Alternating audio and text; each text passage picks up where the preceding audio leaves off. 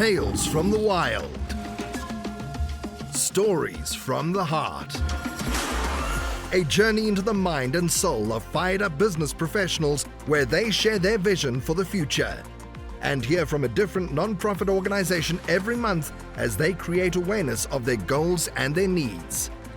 Dive into a world of untamed passion as we join our host, Shireen Buerta, for this month's episode of Friends from Wild Places.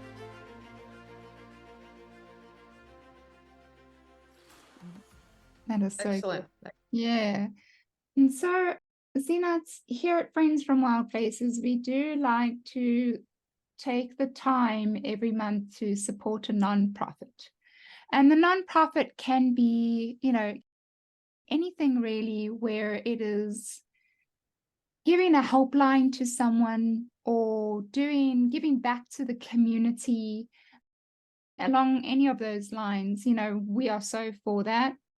It's all about serving and giving back is what we believe here. And so I know you mentioned a nonprofit, which is a nonprofit that we've chosen to support for the month. And it is called the Women's Fund. And Zeenat, would you mind just speaking a little bit about the organization and then how can we support that organization? Sure. Well, the Women's Fund, specifically Women's Fund of Miami-Dade, they function under 4 pillars. Their goal is to create freedom from violence for women in our communities, to advocate for leadership by these women and girls in our community, again, to lift them up, increase access and equity in healthcare and well-being for women and girls in our community, and also to raise economic security for women and their families in our community. And those are the 4 pillars that they function under. And for me, as a mom and as a woman, I see this as basically the structure of our community is to help these women to build up from where we all are now and where they are now. And so that's why I like to support the Women's Fund, because I think they're doing really good work in this area. They're raising really good money, and it's very focused to helping the women in our own community in these 4 areas. Mm-hmm. And so you can just go to womensfundmiami.org. You can take a look at what they're doing, and you can help in many ways. Of course, you can donate to them, but you can also engage in the conversation. Every month they have an online conversation about something that's happening in the community currently. And just by increasing your awareness, you're able to then disseminate that information in your community and to others. And so everyone can understand what's impacting the women in our community right now. Nice. I think that's important. Really, really, really is important. I am part of a minority in this side of the world as a woman in my country. And so the violence on women here is quite a big deal. And I really, really, we've spoken about it twice here. In the nonprofit, where we support women in general, and then especially, domestic violence is one of them, amongst others. But the other thing that we mentioned now in this episode is supporting other business, women-owned business. Goodness me, Shireen, can't talk today. So yes, and a lot of my clients are all women that own their own businesses. I have a softer place for them in my heart for obvious reasons. So I'm so glad that we spoke about that and different ways to support our women-owned businesses, as well as supporting the women in our neighborhoods and in our communities. Yeah. So I really like that. I have another question, and that is probably what I like to ask most of my guests is, what is one of the biggest achievements you've had thus far? My goodness. I think for me, it's just the fact that I've been able to sustain this business for as long as I have. My first priority is my family, and they will always come first. And so I've had to let some opportunities go by.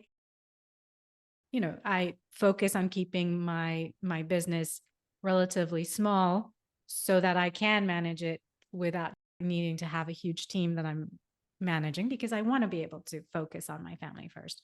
And I've made that choice very consciously. And I will continue to make that choice very consciously. So to me, that's my achievement, is understanding myself and understanding what I want this company to be and how I want to impact other women while staying, true. The word is, I'm losing the words here, but true to myself, true to, having fidelity in myself, that this is what I want to do. Right. And not allow myself to see, they call it the shiny object syndrome, to see what everyone else is doing, the how I can be this, how I can be that. Do I need to write a book? Do I need to do this? I can really be focused because I know what my end goal is. To me, that's been the huge accomplishment, because when I started this company, I didn't really know. I thought, okay, I'm going to start this business. It's going to be a hobby. It's going to be great. Then when I realized that this is very fulfilling and I want to do something more and I want to reach more people, I thought, well, the only way I can do that is by having a huge team and attacking every home in Miami and, making it, everybody's home in Miami is going to be fully organized and streamlined. And my team is going to be the one to do it. And I realized, no, there's something else that I want to do first. And that's take care of me and my family. Mm-hmm. And then the business is going to expand naturally in the way that it needs to expand. And then COVID hit and I realized virtual organizing was a thing that I could do, and I was able to do it. And now transitioning into an online program that's been successful, that I think is the next, the next wave of changes that are going to happen for my company. And that to me is manageable. Love Mm-hmm. that. Love that. Zeenat, is there a personality profile that you use? I'm familiar with, for example, Myers-Briggs and the DISC and all, like the caliper. There's many, tons of them. Right. Is there one to see what type of style someone is? like the starting point for organizing, because I'm hearing you, like everyone has a different, not everyone wants things in bins with labels, right? And not everyone wants things, like put in drawers the certain way. So is there that's something you could create as like an online personality profile test to see how people want to be organized? That's a great idea. And there are things out there, if you search them, there are other organizers that have little self-assessments, and they name you something depending on how you like to organize. Those are clearly a way to begin. I think that's a smart way to do it. And the way that we approach it in my program, streamline and simplify is what I call it, because we want to streamline home and I want to help you simplify in order to do it, is we look at your vision board. And the vision board for your home, it's a little different than a vision board for your life, because we're really focused about how you want to live in your home first in this 90-day program. 90 days is not a long time to organize an entire home, organize your calendar, and start thinking differently about the stuff that you own. We're all very sentimentally attached to everything that we own, including this, like anything. It could, no matter how utilitarian we think that it is, a pair of scissors. If you ask someone you have 3 pairs of scissors, get rid of 2, you just need 1. No, why? It's so hard to get rid of those extra pairs. I'm just making that up. You might want to keep all 3. I'm just saying that, at the time when it comes to remove things from your house, so we're really attached to things. So rather than looking at how you want to organize, I look at very holistically, what's your vision for how you want to live in your home, how you want to function in each area of your home. And one of the exercises that we do is we think about kind of an ideal day in the future. Think 6 months from now, your home is organized, you're in your ideal life within your own home. I'm not talking about let's move to a mansion and have a butler. No, in your own home, living your own life with your own family. How do you want to function in that space? And you look at that day in fast forward, like you live through that day in fast forward. You kind of see and hear snippets of conversation, how you're driving your kids, how you're getting ready in the morning, what's happening in the evenings. For me, one vision, one scene that stuck in my mind when I did this for myself years ago was, oh my goodness, the ideal for me would be in the evening. My husband and I are relaxed, cooking together a dinner, each with a glass of wine. We're listening to music. The kids are here hanging out, playing, doing their thing. The house is relatively in order, but we're having fun cooking and relaxing. And then we all sit at the table together and we have this lovely meal. That was my ideal. That was kind of my vision, my goal. That was one of the big visions that I had. And so then we start thinking, once you have kind of some of these visions, and we pull inspiration photos from the internet, from magazines, whatever, and we create this vision board for different areas of your home. Once you have that, we talk about, well, so if this was my vision for my kitchen, is everything in my kitchen serving that vision? Do I need 8 pots? Because my 8 pots have to be nested. Realistically, I know I don't have space to line up 8 pots in a cabinet. I have this cabinet space, and so they have to be nested. So do I need 8 pots? Or am I better served by having only 3 that I nest, which makes it easier for me to take out those 3 and cook anytime I want to, rather than deal with the friction that I was feeling about, okay, in order to cook, I have to take out these pots to take out that one, and then I have to find the lid, and then I need this pan, and then I need this. And that's what cooking had become for me. And I didn't like it. And I wanted to enjoy that cooking time. That was one thing. So that's the process that we go through in Streamline and Simplify. Nice. If that makes sense. Yes, that was Very so much so, good. very much. And that's how you come to understand, well, how much structure do I really need? Do I need little containers for every knife and every pair of scissors and every pen? Or do I need, this is my drawer where I keep the pens, the scissors, and the whatever is in there. But I have an invisible barrier on top of that drawer, so no random stuff gets thrown in there. And once you have that in place, you see how easy it is to keep it organized. Once you've got the stuff in there, my scissors will always be in there. I can label the drawer if I want to. If I have little kids, I can label the drawer. Or if I have a husband, I can label the drawer. So everyone knows that the scissors go in here. But do I need the little containers, or am I okay with just a drawer divider and, all the utility stuff go in here, little tools, whatever. And on this side, I've got paper and pens. Is that enough for me? What really needs to be in here? What's the function of this drawer for me? So those are the questions that we ask when we start. And that's how you start to understand, how much structure do I really need to get things done in my home, by knowing what your vision is, by having this vision board done. I like that. I like that. Thank you, Zeenat. Thank you so much for actually joining us today. We have come close to the end of the podcast, where we're going to make it a little bit more lighthearted now. I'm going to ask, since I don't know if you are watching from YouTube, but you'll notice that some of us have some Christmas decorations, horrible seasonal Christmas jerseys on, and in the other Zoom boxes, we've got beautiful little Christmas penguins and a Christmas tree. So yes, it's Christmas time. And so it's Christmas time. There are things that we love to do with our families. So let's go around and just chat about what's our favorite thing to do at Christmas time with our families. Zeenat, you can go. So every Christmas, barring COVID, we travel to my husband's parents' place, and all of his siblings and all of the cousins, we all get together. And one of the things that's become a bit of a tradition is to do a kids scavenger hunt. I'll tell you that some adults get into it as well, but scavenger hunts at Christmas time has been a thing, because it allows everyone from, the 2-year-old to the 26-year-old and beyond to be involved. And so we like that. It gets everyone together. It's something a little different, and we send them all around to find random things. But that's been our fun tradition at Christmas. Nice. That beyond we stay up until midnight at Christmas, and we wish everyone Merry Christmas. And so dinner isn't served until 10 p.m.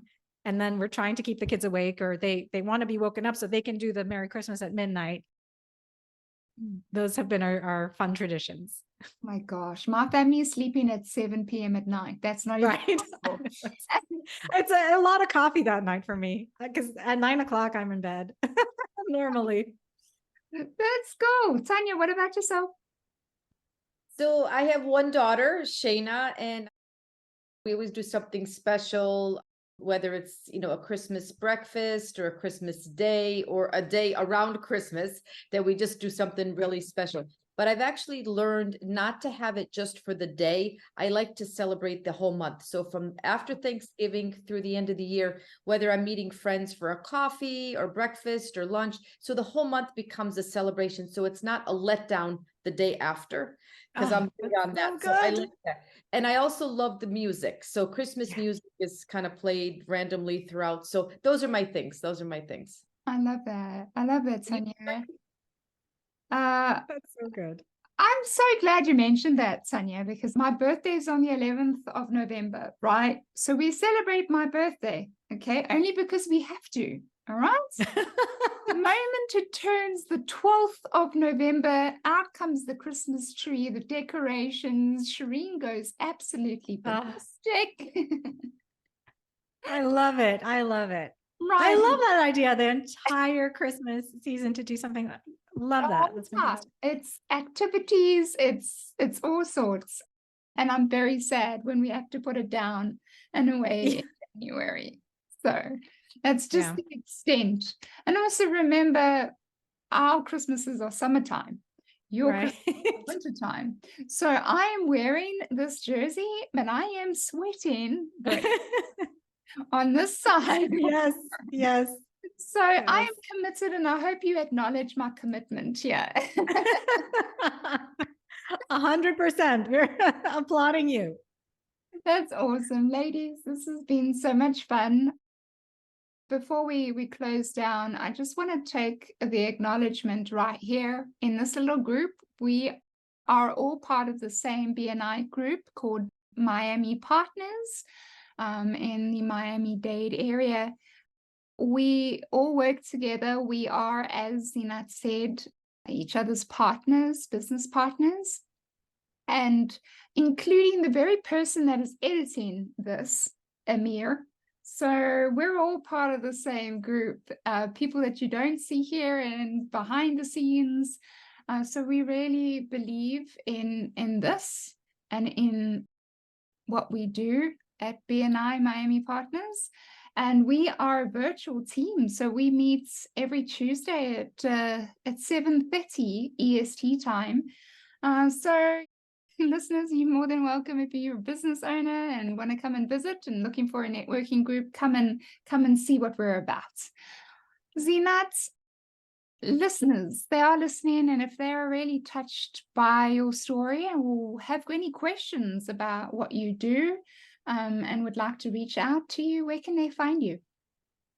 Well, certainly you can check my website out. It's fireflybridge.com. And there you'll find plenty of information. You can find my email there. You can find my phone number. Give me a call, send me a text, whatever it is that you need. I'm also on Instagram and Facebook at Firefly Bridge Organizing. And on LinkedIn, connect with me on LinkedIn with my full name, Zeenat Siman. Nice. Thank you very much. And what about yourself, Tanya? I can be found on LinkedIn since I don't have a TV. So Tanya Scotisi, and that's spelled S as in Sam, C Charlie, O Oscar, T Tom, E Edward, C Charlie, E Edward. That's the best place to connect with me. Doing a lot at Miami-Dade College, Sunshine Senior Placement Agency, and I do serve as expert witness for funeral home and cemetery wrongdoing. So would welcome any opportunity to connect. That's awesome. That's right. You can find me as well on LinkedIn, Shireen Buerta. But more importantly, you can find Friends from Wild Places on their website, friendsfromwildplaces.buzzsprout.com. You can find us on YouTube if you want to see the video version, but you can find us on every single streaming platform out there is. You can download us, listen to us, leave a review, let us know what you think. We would really appreciate that. So thanks so much for listening, everybody, and we'll see you next time. And remember, you got this, and stay wild. Bye, guys. Bye-bye. Bye. You've been listening to Friends from Wild Places with Shireen Buerta. Be sure to subscribe to the podcast from the links to catch every episode and unleash your passion.